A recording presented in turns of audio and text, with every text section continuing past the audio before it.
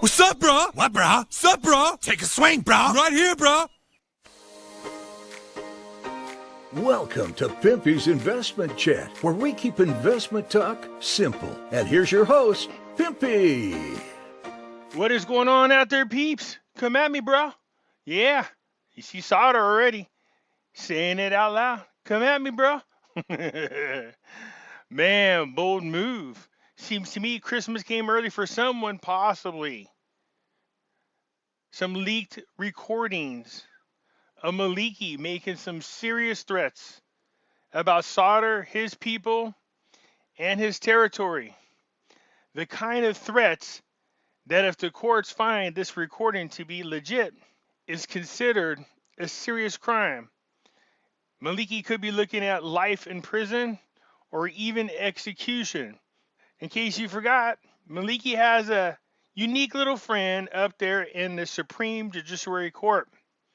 Maliki don't give a crap. He knows nothing's going to happen to him. He has the Supreme Court under his thumb. Under my thumb. And when you have friends like that, you're feeling pretty confident that nothing's going to happen to you. I'd be surprised if anything at all. Most likely you're going to say that the recordings were not legitimate and just let Maliki off. So Maliki is lucky. It reminds me of all the activist judges that we have here in the United States. Instead of implementing the Constitution against a lot of these cases, instead they are activist judges who do the bidding of the people on the left, unfortunately. So let's get into this.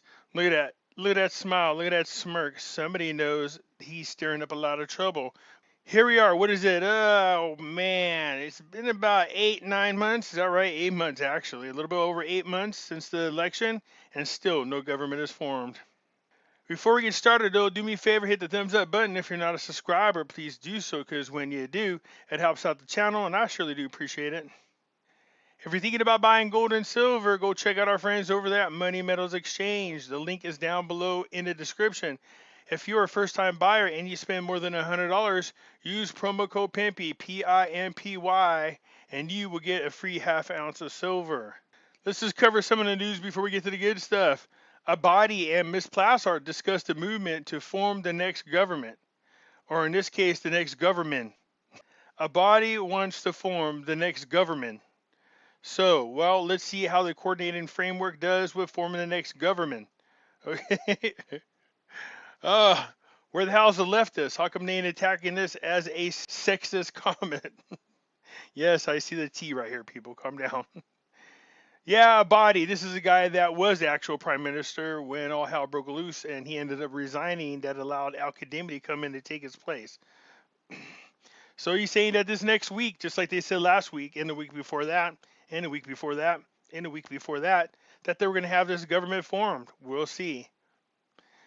But this is a serious matter, said the commander-in-chief. You like that? The commander-in-chief of the armed forces, Al-Qademi, chairs an emergency meeting of the Ministerial Council for National Security, and these are his decisions. The problem is, and this has been going on for a while now, and it's almost like nobody really says anything out there in the international community, and that is Turkey keeps bombing on the Iraqi side. They claim they were going after, was it the PKK?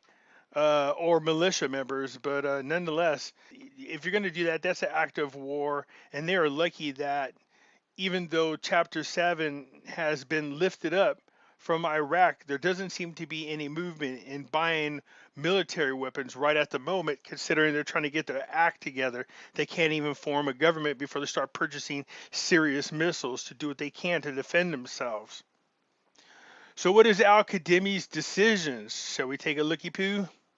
Says first, the council directed the ministries of foreign affairs to prepare an integrated file of the repeated Turkish attacks on Iraqi sovereignty and the security of the Iraqis, to submit an urgent complaint in this regard to the United Nations Security Council.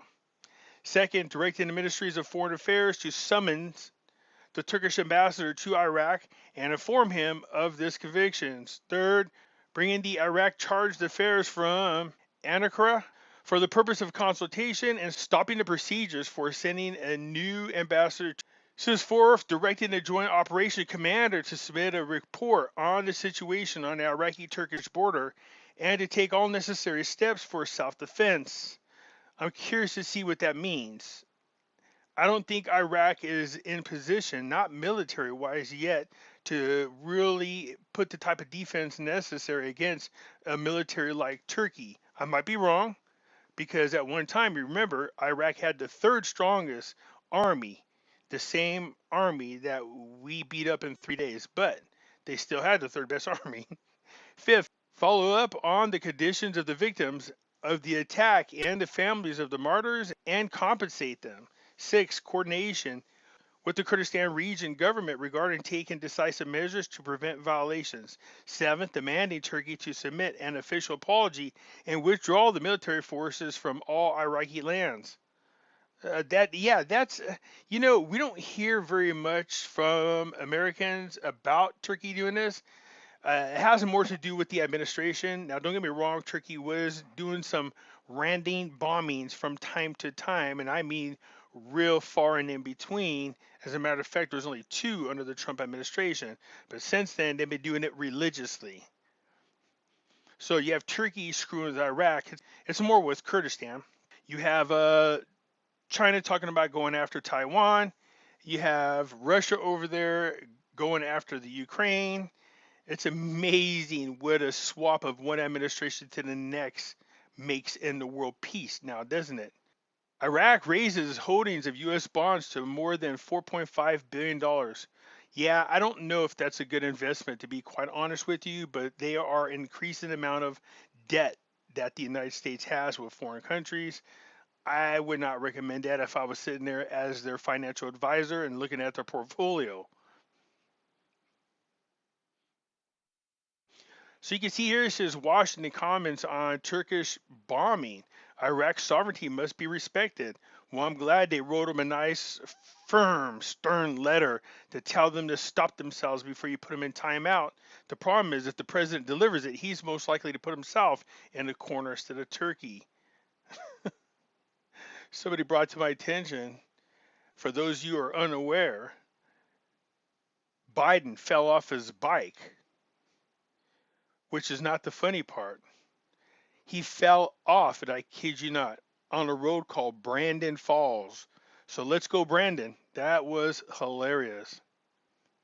So people want Sauder to be scolded for what he did with leaking the recordings of Maliki.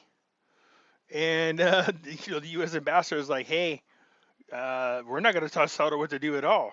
This guy knows what's best for him and his country, and we're not going to get in his way. Is what it comes down to. But although I do think it's interesting that Amari calls on Sauder to refrain from the recent recording attributed to Maliki. Now remember, Amari is the oddball right now holding up the coordinating framework because he feels it's important to make sure to get Sauder's blessing on any of the government that's being formed. And there's been some interim fighting happening, but he's not happy with what Sauder did, releasing these recordings of Maliki. I do think this is interesting, though. Maliki, the new government will restore the prestige of the state and work on new elections. Well, the government just barely went through elections, and already they're talking about new elections, which is most likely the right thing to do. Now, I do think it's interesting that Maliki is there, meeting with Miss Plasshart, when they think he's corrupt. But let's check out Maliki's statement to Ms. Plasshart. The coordinated framework forces and its allies are determined to form a harmonious service government that meets the aspirations of all Iraqis. He went on to say that the framework has made great progress on the issues of the prime ministerial candidate, which he is nominated himself. Look, they're going to try to find some loophole in which they'll say, fine, we'll nominate another candidate, and then he'll probably get like Arkansas, or somehow, some way, he'll know something about Hillary Clinton and end up dead, and then magically Maliki will inherit the spot, something along those lines. So these recordings, this is how serious it is. After the judiciary opened an investigation into the audio leaks, Maliki may face execution or life. So the Iraqi judiciary had previously taken the audio recordings without judicial approval, and therefore issue judicial decisions with these recordings. So if the judiciary had taken the recordings without judicial approval, you can already see where this is heading. When you start bypassing your laws, protocols, rules, and to interfere in investigation, you get the same thing we have here in this country, a judiciary system that does not follow its own laws. Said there is jurisprudence opinions in the matter. The first is a violation of the privacy of the individual. And second opinion says that as long as there is interest in general, the interest of the individual takes precedence over the public interest. So you can already see where this is heading. They're trying to say, hey, this guy's privacy was violated despite what was said on the recordings. Well, I would venture to say that what that guy is stating on the recordings is big deal, because if this guy does get into a leadership position, that tells you the type of leader he's going to be and exactly what his intentions are to do with his political opponents. Said the leaked audio recordings are the violation of Iraqi national security and serious violation, and for the Iraqi judiciary must prove whether the recordings are true or incorrect, and it is not possible to verify their authenticity or not except through the judiciary. In the event that the Iraqi judiciary proves that the audio recordings are incorrect, then the leaders of the State of Law Coalition, Maliki, can file a lawsuit to publish these recordings, and legal measures will be taken against him. Why would he want to do that against himself? That's what's so weird about this paragraph. Then it says, and if the audio recordings are confirmed, there are legal measures that will be taken against the owner register, which is the person who turned the recordings over. So there are penalties for what it is that Maliki said. You can see right here, it says in the recording, if the recording is proven correct according to the judiciary investigation, the penalty that will face those who threaten to kill, incitement of civil war, incitement to attack a holy city, according to the anti-terrorist law, and the penalty is up to death or life, considering what was stated in the recordings. Let me get your guys' opinion. What do you guys think? Do you think anything is going to be done to Maliki, given the fact that his friend sits as the big dog, like Supreme Court Justice Roberts? That's the kind of position that Maliki's friends hold. They're the big dogs of the Supreme Court. Do you think they're going to let anything happen to Maliki? What do you think? Comment down below. Anyways, that's it for now. As you can see, same old, same old. I'm just waiting for all hell to break loose over there. Either way, I hope righteousness prevails and we get the right people in leadership position in Iraq as well as everywhere else around the world. So let me know what you guys think down below. That's it for now. I am out.